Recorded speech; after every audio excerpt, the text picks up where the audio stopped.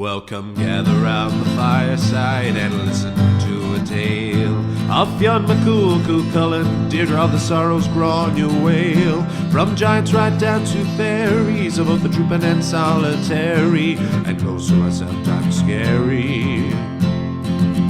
Anything goes by the fireside. Yeah. Fireside, the Puka fireside, the Marrow fireside. Kings and queens fighting heroes, don't you run from the fun, there's no need to hide. Sit by the fireside.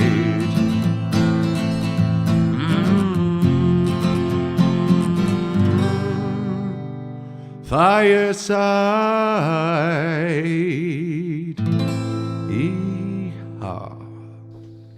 Hello and welcome to Fireside, the Irish storytelling podcast. Each episode of Fireside, we take a story from folklore and mythology, retell it, have a chat about the tale itself and about the craft, culture and history of storytelling. My name is Kevin C. O'Lahan. I am your host and your Fireside Bard. Welcome to episode 101, episode 101 of Fireside. Today on the Irish Storytelling Podcast, we're going to be telling a story about a king of Wicklow named King O'Toole and his beloved pet Goose. But first, I want to give a huge welcome along to any new and returning listeners. You're all very, very welcome. Thank you so much for your recent or indeed continued support. Please do follow me on Instagram at Fireside Bard. It's the best place to get in touch if you want to say hello, if you have any thoughts or comments for the podcast. If you're not on social media, why don't you get me at firesidebard@gmail.com. And if you really want to support the podcast, you can do so over at patreon.com/Fireside Podcast, where you can join our ever-growing list of very kind and loyal benefactors. No new ones for this week, so I want to give another thank you to the three latest patrons from the last couple of weeks, which is John McDermott, Cian O'Mahony and Ian Skinner. Thank you so much to each and every one of you. I am coming to you from my remote studio. Last week on the 100th episode, I never actually mentioned the fact that we weren't in the Head Stuff Podcast Network studios, as we haven't been able to be for the last few weeks because of the second lockdown in Ireland. And it was a great shame to not be able to be in the birthplace and in the home of Fireside for the 100th episode. I mean, if this was normal times, we would have been doing a live show for the 100th episode. But you know what, in the end, I was actually very happy with the 100th episode because I had all my musical instruments here and I had all my resources and sources to hand, you know, and I'm very happy with how my most recent recording equipment is and how I'm growing as an editor now as well as a writer and storyteller. So do you know what, it actually wasn't the worst thing in the world, and I hope you all feel that as well. I'll be recording this episode just the day before this 100th episode comes out, so I won't have heard of any of your feedback from it yet, but I do hope you all enjoy it. It was an immense amount of work. I really wanted to put a lot into the 100th episode for all of you, so I hope you all enjoyed it as much as I did recording and editing it. But that being said, today we are moving on. We are just in the wide open pastures of 100 plus episodes, aren't we? It feels like the pressure is off now until episode 200, but it also feels like a new beginning, like a new path for Fireside, a new direction, a fresh start for what we can do with the podcast, and I'm very much looking forward to it. I feel very refreshed and rejuvenated, and I've never been more excited for doing the podcast, which is really good. It's a really good feeling to have 2 years in. And so for the folktale this week, is we want to get back to our usual rhythm of the myths on the even numbers and the folktales on the odd numbers, because folktales are that little bit odd, aren't they? And that's now what I'm going to say is the reason why the odd numbers are folktales. Like, that's been the way the whole time. But this is a folktale that I had touched on briefly in a live show of Fireside last year, where I developed this piece about the Saint Kevin, my namesake, because he is the patron saint of Wicklow, and I'm very interested in Saint Kevin because he seems to operate this weird line where I try and stay away from a lot of Christian or Catholic doctrine, because that controls so much of our perception of Irish myth. But St. Kevin seems to operate on this kind of nether region where he is kind of this pagan, almost Disney princess, I say, kind of figure, which I find fascinating that he has been adopted as a Catholic saint, and a very dominant one as well. But he crops up in a huge amount of folktales, more than any other saint I've found, possibly because in a battered mind-off phenomenon kind of way, I would always spot stories featuring St. Kevin. But nonetheless, I've been thus drawn to them. And this was more an element in a story I'd found before, because obviously on the podcast, we have previously done the story of St. Kevin, bedding St. Kevin, where we talked about this girl falling in love with St. Kevin and his various efforts to rebuke her, this kind of reverse Disney princess kind of story, which I really love. But this is another one that cropped up, and I found a full version of it in W.B. Yeats's Fairy and Folktales book, back in our original source, aptly titled King O'Toole's Goose. But so I wanted to do it, and episode 101 just felt like the right one to do as a little treat for you all. And nice simple tale to get back, because we've had a lot of dense history and myth recently, and this is quite a nice tale. So we'll chat a bit more about it, of course. I hope that you can't hear the blustering gale outside. It's a really cold, wet and miserable day here in Wicklow, so it feels like a good day to be inside by a virtual fireside, so I hope you feel the same when you are listening to this. But this is King O'Toole's Goose on Fireside.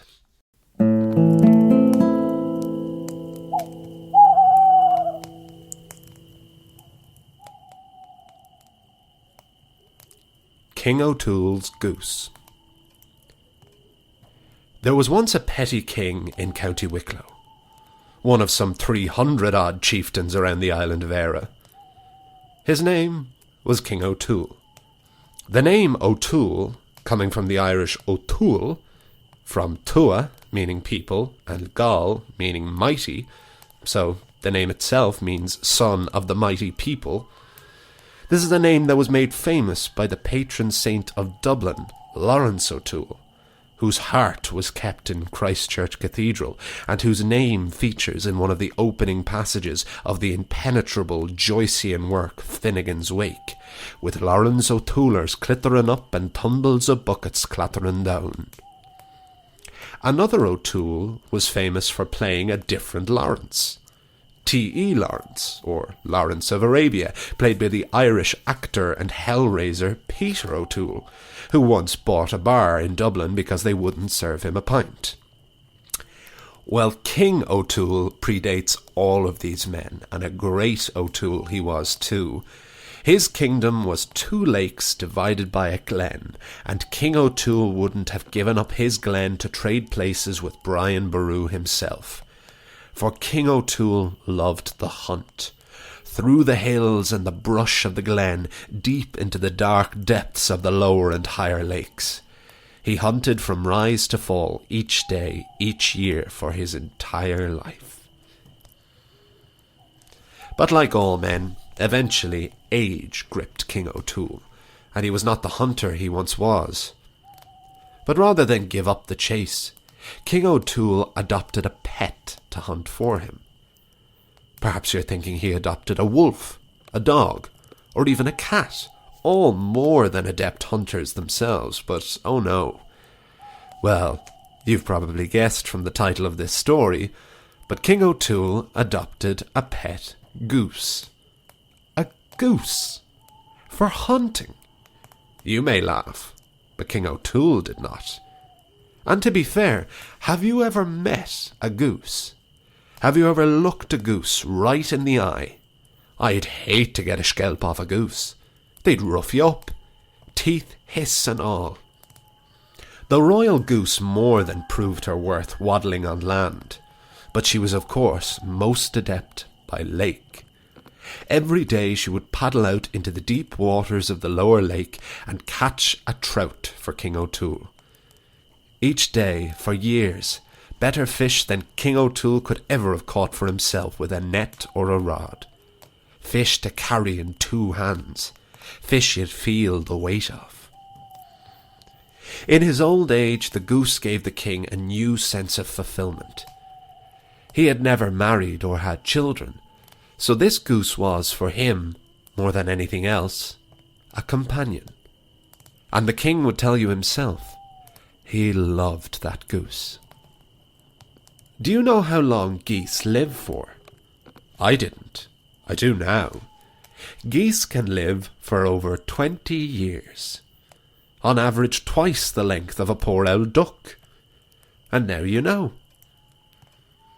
King O'Toole was old when he got his goose, and was still going when the goose had become old and decrepit like her master. She could no longer hunt for trout. Her honk was hoarse, her waddle slower. The king couldn't take it. The mortality of his beloved pet goose shook him more than even his own. He had had time to come to terms with his own aging process, but he did not think his heart could take watching his beloved goose die. The king went to the shores of the upper lake and considered throwing himself in and ending it all. As he began to wade in, the king was approached by a young man, handsome, modestly dressed, and with a calm across his face that belied his years. "Are you okay, stranger?" said the young man.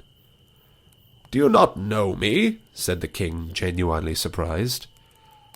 "I'm afraid not, but I'd like to know you if you'd tell me your name." "I'm King O'Toole, king of this land," he said, trying to recover the pomp and grandeur of his youth. The youth did not bow, or even react in any way, beyond the slightest acknowledgement. "Apologies, King O'Toole. I'm new enough in the area, and I tend to keep myself to myself. How was your goose?"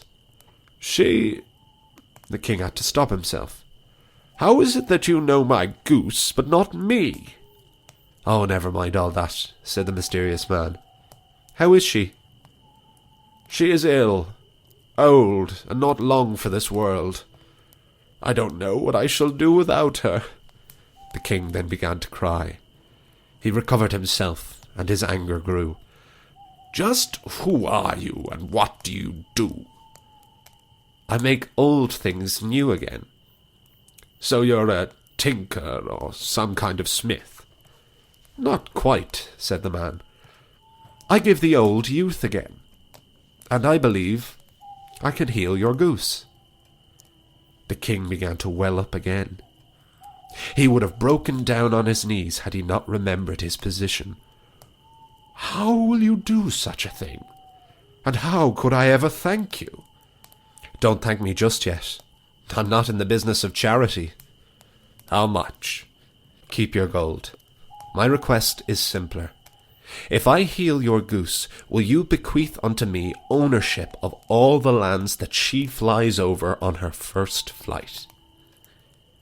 The king ran over this request in his head, mouthing along, scanning for treachery. "She is heavy even at the best of times, but I don't see why not." "Do I have your word?" "Yes, yes." "Very well. Summon your goose." But King O'Toole did not need to summon his goose, for the old bird slowly came waddling towards the shore of the lake where the two men stood. Her flippers dragged, her waddle wide. She began to stretch her wings, but she thought the better of it. She was also molting, and was leaving a trail of feathers like she had been attacked by a fox. The stranger approached. With both hands he grasped the goose at either side. The king was surprised she did not hiss and attack the man, but the goose seemed at peace. Then the mysterious man raised the heavy bird high over his head, and like a sideline throw-in launched the bird high into the sky. With a gentle blow at her tail feathers, King O'Toole's goose flew high, light as a moulted feather. She cut the air like a hawk, caught the wind like a swallow, and dove like a kingfisher. This was a new bird. She flew across the lake, over the glen, around the lower lake, and back again, all over the king's land. when the goose landed once more from her flight, King O'Toole went to his beloved pet and stroked her neck. He then turned to the stranger. "I want to thank you, but I must know, who are you?" "Will you keep your word?" the youth asked. "The goose flew over my last tract of land. The glen between these two lakes is my favourite. But I could not love land as much as I love this goose. The land is yours." "Thank you. My name is Kevin. I have been living in a cave on your land for some time, but now I feel this place is destined for more. I want to build a church, a tower, a community." And Kevin built his church at the foot of the lower lake, and this area was named for what it was: the glen between two lakes, Glendalough. And Kevin of Glendalough would become Saint Kevin, patron saint of Wicklow. And King O'Toole lived out the remainder of his days on land he gave up for the love of a goose. The end.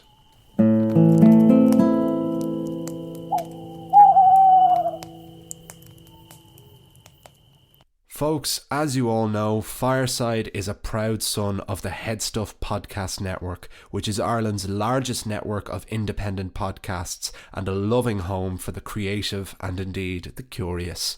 There are so many other podcasts I could recommend to you on the network, some of which inspired me to approach Headstuff myself.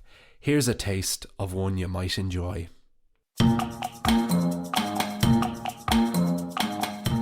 The World According to Wikipedia is a podcast that pops the hood of Wikipedia and invites you to take a look inside. Each episode we will talk to someone from the Wikimedia community on topics like, why are only 18% of biographies about women? Can editing Wikipedia be a protest or activism? And what is it like for the communities working on the 200 plus Wikipedias that are not in English? Subscribe on your podcatcher of choice and follow us on Twitter at world_Wikipedia. And that was the lovely, gorgeous little tale of King O'Toole's goose on Fireside, and I hope you enjoyed it. Yes, it's not really a tale you could see coming out of the Bible, is it? It's much more like an offshoot of a grim fairy tale. That's what I like so much about the stories about St. Kevin, is they always feature animals, because he is this Dr. Dolittle kind of figure, this Snow White, talking to all of the woodland creatures.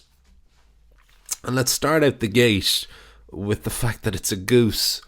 I can't put into words how much I love that it's a goose. I love when there is an almost unnecessarily absurd and silly twist to any story. It's not even a twist, just element to the story. It raises our two questions. Why is it a goose? Although that question kind of answers itself, because if you have ever met a goose, if you have seen one and looked at its awful teeth and hiss, you'd stay the hell away from it. We have this misconception, like ducks, which are also vicious lads as well, that they are cute and cuddly because they're not, eagles or hawks. But so, if you were put to it, I would absolutely sign up for having a goose to go hunting for me. Beg your pardon. And we also, we have this element of why is he... So there is no explanation in the story per se about why it is a goose, or even if there are. I had no reason to believe that there ever weren't geese in Ireland, but there seems to be... It's the only time I've encountered a goose in a story like this in myth or folklore, which, maybe is noteworthy. Also, this fact that it is King O'Toole. I enjoyed getting to explore this name and to talk about the etymology of this, just to get a touch on Finnegan's Wake, which I always love bringing up, and to bring up Peter O'Toole. And it gave me an opportunity to do a very rushed, hampered, and shoddy Peter O'Toole impression for King O'Toole, which I couldn't resist myself for, because Peter O'Toole is one of my favourite actors of all time.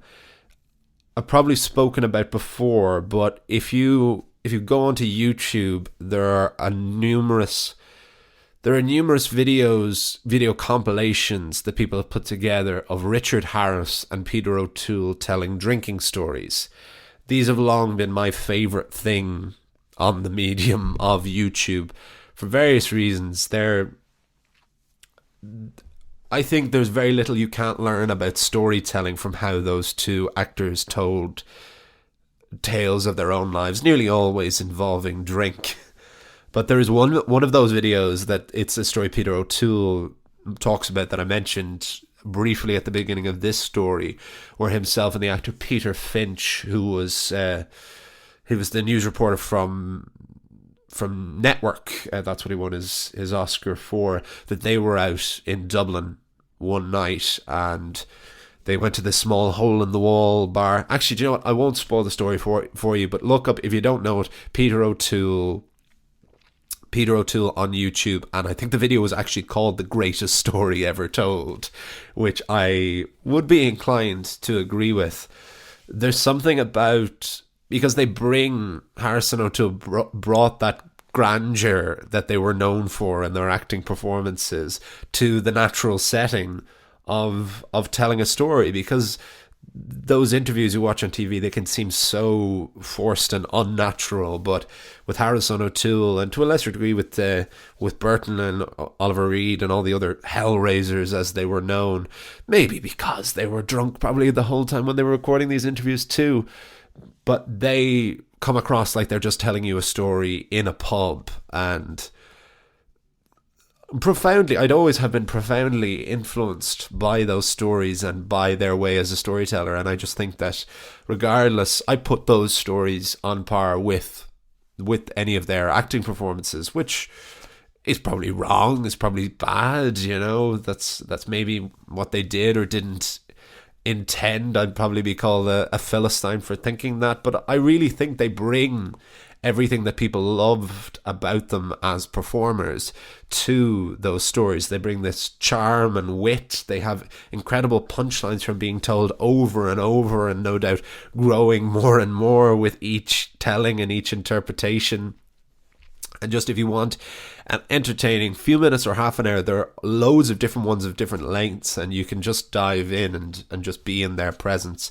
I highly recommend checking out Richard Harris and Peter O'Toole's drinking stories. I'll say that again, I don't think there's anything you can learn about storytelling that you can't learn from their performances.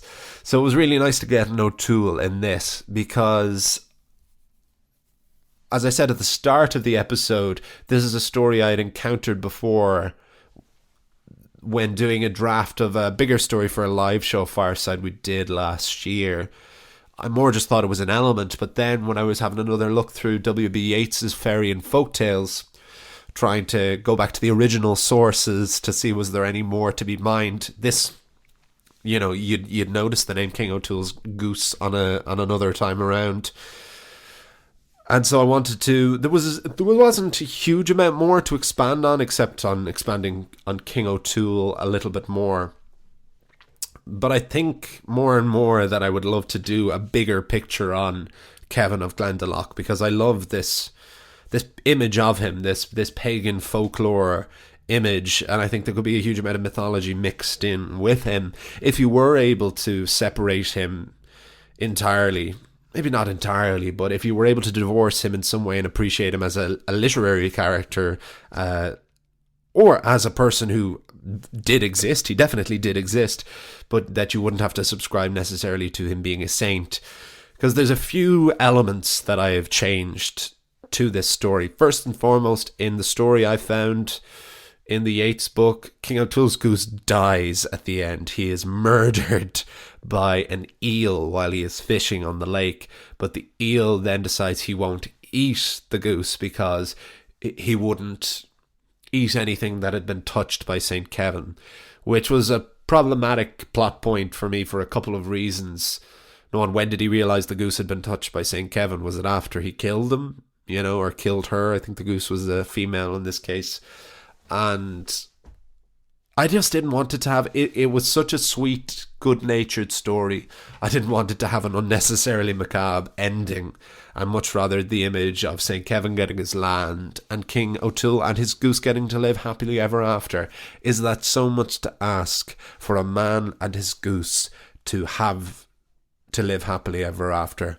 I don't think so, but nonetheless, you deserve, in the post-show chat, I'll always tell the full story, the other elements of the story that I may or may not have included. Another element in the story, as it was before I adapted it myself, was that King O'Toole instantly recognised St. Kevin as St. Kevin, which I also didn't really think worked or was necessary, because he's portrayed as a young man, like he's just arrived in the area, like he's been living in his cave. But if the area hasn't been built up, if he hasn't started his monastery, I don't get the feeling that he would be known. I certainly don't get the feeling that he would be Saint Kevin yet.